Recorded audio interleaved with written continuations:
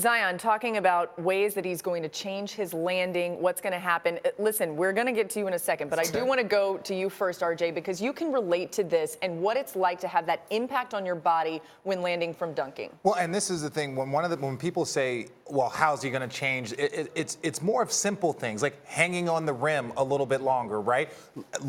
Slowing down your force coming down. When he talks about landing straight legged, I had a situation where you see here on this live watch, I catch it, I could hang on the rim. I could hang on the rim there, but instead I come down with all of my force. You see this on my leg and it's straight down. I'm sorry, Frank, we're just using you. But I'm saying that my leg was literally throbbing for days after that, and I'm 6'7", 235 pounds. If you talk about 290 pounds coming down on your one leg, that was a simple thing where I could have just held onto the rim, hold onto it, and keep it going. That can slow down the amount of wear and tear he has on his knees. I think that's my point exactly. That's why you just have to pray and hope that everything's going to be okay for him. Because realistically, when you're saying that reasonably, it sounds great.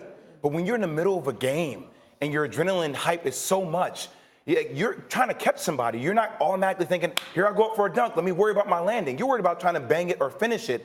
And that's where the increase of risk to another injury is potentially there for Zion. So, look, luck factors into a lot of things when players play. And I hope for Zion that he has a 15-year career. But it's going to take some luck for that to happen if he attacks the rim the way he does. I would add to this conversation that, yes, in the highlights, all we see is the dunking because the dunking is spectacular. But he uses that kind of explosive force on his knees all the time. That's what makes him so special and unique. And you can't reteach a person to move at the age of 19 or 20. I just don't think that's realistic. I agree, not in 2 or 3 months. And here, the sixth fastest pace in the league. And Zion doesn't need the ball to be effective, but he gets you rebounds and he gets you points in transition. That's when he's going to be at the highest risk. And I agree with you. And Greeny, to your point, you're saying you can't change how someone, but if you can decrease it by 20%. It's like, yo, when you're on a transition, we understand the 360s. We understand that. You saw he did a 360 dunk, and as he's landing, he's straight up and down ready to scream and yell. All of those things are fine and dandy, but ultimately you have to use some intelligence, right? Like if you're a baseball player and your arm is here versus your arm is there, that's the difference between Tommy John. You have to learn some of these skills to decrease the stress on your body if you're a professional. So obviously they're going to manage this to make sure that his minutes are not too much for him and all of that. But as a coaching staff, and maybe if you're trying to make a run for the playoffs here, which the Pelicans could, how do you try and balance? Yeah, so how do you balance that? Well, it's like a pitch count. I think Zion has momentum.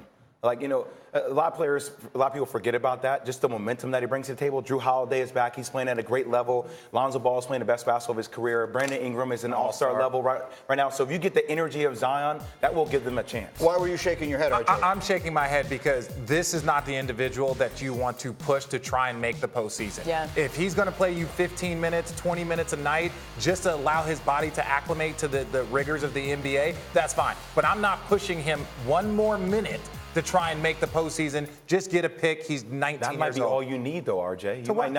You might only need 20 minutes from Zion with the way everybody else is playing, if they can sustain that, for them to make a legitimate playoff run. Yeah, you might. I'm going to say no. I think that 8th spot's going to go to somebody else other than them, so there's no need to even push it to that pace. That's subjective. The point is, these are just terrible considerations to be having about someone that you just drafted number 1 overall, right? I mean, it is really unfortunate that we're trying this young man is trying to relearn how he sort of athletically does everything that he does. This is not a good situation. Greeny, I agree. And all things being said, knowing everything that they know with Ja Morant, you're still taking him number 1.